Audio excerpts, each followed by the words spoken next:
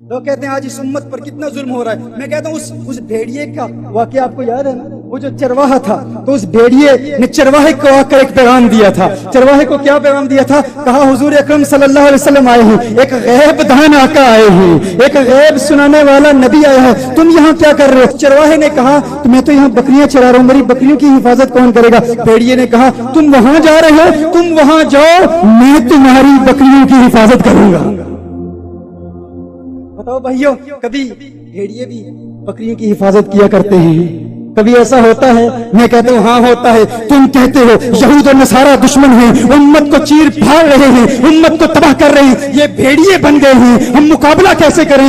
میں کہتا ہوں اگر وہ بھیڑیے بن گئے ہیں تو اس لیے بنے ہیں کیونکہ آج ہماری امیدیں تین دشمن طاقتوں سے وابستہ ہیں. اس چرواہے سے سبق حاصل کرو, اس نے اپنا دل مدینے والے سے لگا لیا تھا, اس کا رخ کس طرف تھا, وہ عازم سفر تھا کس جانب, اس کا منتہا نظر کون تھا, وہ کدھر دیکھ رہا تھا, اور اس یقین کے ساتھ کہ وہ غیب دان آقا ہے, مدینے والے آقا غیب جانتے ہیں, کیونکہ بھیڑیے نے یہی بتایا تھا کہ غیب کی خبریں دینے والا آیا ہے. میں کہتا ہوں تم ان دشمنوں سے ڈرتے ہو, ان سے ڈرنے کی ضرورت نہیں, تم نے اپنی امیدیں اسلام دشمن طاقتوں سے وابستہ کر رکھی ہیں. آؤ آج بھی تزکیہ قلب کے مراحل طے کر کے آقا کی بارگاہ سے لو لگا لو. تم دیکھو سورہ گنبد خضرا, آقا کی بارگاہ میں حاضری کا شرف حاصل کرو, ہر لمحہ ہر ساتھ یہی تخیل رہے, یہی تصور رہے, آقا دیکھ رہے ہیں, مدینے والے آقا دیکھ رہے ہیں, آقا سے لو لگا لو.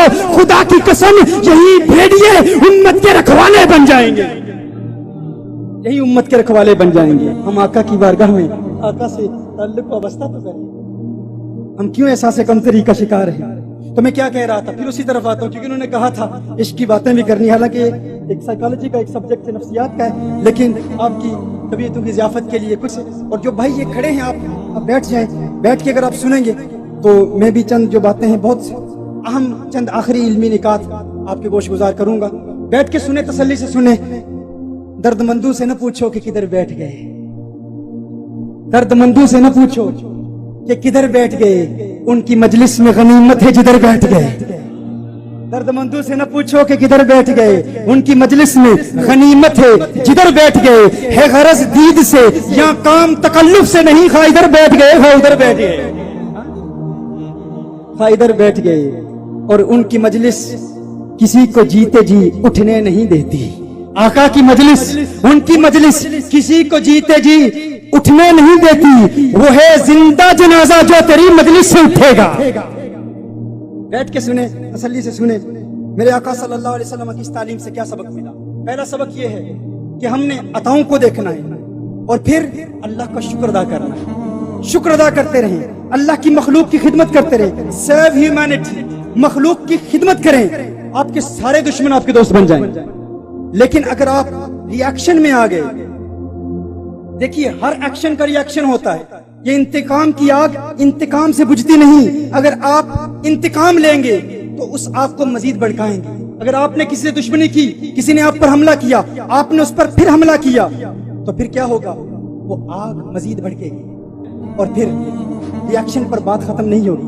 پھر آپ نے ری ایکٹ کیا, پھر وہ ری ایکٹ کرے گا, اور پھر اس کا نتیجہ کیا نکلے گا؟ چین ری ایکشن. چین ری ایکشن, آپ ری ایکٹ کر رہے ہیں, وہ ری ایکٹ کرے گا. لیکن مسئلہ ری ایکشن سے پیدا ہوتا ہے, ایکشن سے پیدا نہیں ہوتا. کوئی آپ کا کاروبار روکنا چاہے, اس نے ایکٹ کیا, آپ ری ایکٹ نہ کریں, آپ بالکل اگنور کر دیں, وہ بات وہی ختم ہو جائے. ہمارے صوفیاء فرماتے ہیں چین ری ایکشن کبھی نہ کریٹ ہونے دیں. ہاں یہ بھی بتا دوں, یہ اپنے حوالے سے ہے, آقا کی ذات کے حوالے سے نہیں ہے. وہ ہلکا یاراں تو بریشم کی طرح نرم, رزم حق کو باطل ہو تو فولاد ہے مومن. آقا کی ذات کے بارے میں نہیں, آقا کی ناموس کے حوالے سے نہیں. کچھ لوگ کہتے ہیں ہمارے آقا سب کو معاف کر دیتے تھے, تو ہم بھی آقا کے دشمنوں کو معاف کر دیں گے. میں نے کہا آقا سب کو معاف کرتے تھے, اس سے سنت کیا ہے کہ آپ بھی اپنے دشمنوں کو معاف کریں. ہمارے ہاں مسئلہ الٹ ہے, کہا جاتا ہے آقا ہر دشمن کو معاف کرتے تھے, تو ہمیں بھی آقا کے ہر گستاخ کو معاف کرنا چاہیے. الیاذ باللہ. عقل کے اندو, عقل کے ناخن لو, آقا کی سنت سے یہ سبق حاصل کرو. کوئی تمہارا دشمن ہے تو اسے معاف کر دو, कोई तुमसे दुश्मनी करे उसे माफ कर दो, आका का दुश्मन है तो हम बदला लेंगे। हमारा मसला क्या है, हमारा इश्यू क्या है, कोई आका से दुश्मनी करता है तो हमें सुन्नत याद आ जाती है, कोई हमसे दुश्मनी करता है तो हम बदला ले लेते हैं। आका का दुश्मन है तो सुन्नत ये है, फिर आका के सहाबा की तालीमात पर अमल करो। और आका के सहाबा क्या करते थे, वो यूं नहीं कहते थे अरे वो भी हमारी तरह हैं, वो भी इंसान हैं, वो भी अच्छे लोग हैं, वो भी कुरान पढ़ते हैं, बड़े नाजुक तबीयत वाले हैं, बड़े अच्छे लोग हैं, अच्छी अच्छी बातें करते हैं, माना कि वो नाजुक हैं, नाजू से पले हैं, हम क्यों न जलाएं उनको, हम भी तो जले हैं, हम भी तो जले। हाँ, वो बुग़्ज़ की आग से जल रहे हैं, हम इश्क की आग में जल रहे हैं। उनकी जलन उन्हें मुबारक, हमें हमारी जलन मुबारक। उनकी जलन उन्हें जहन्नुम का ईंधन बनाएगी और हमारी जलन क्या है, हम आका के साथ जन्नत में जाएंगे, क्योंकि हम रसूलुल्लाह के, जन्नत रसूलुल्लाह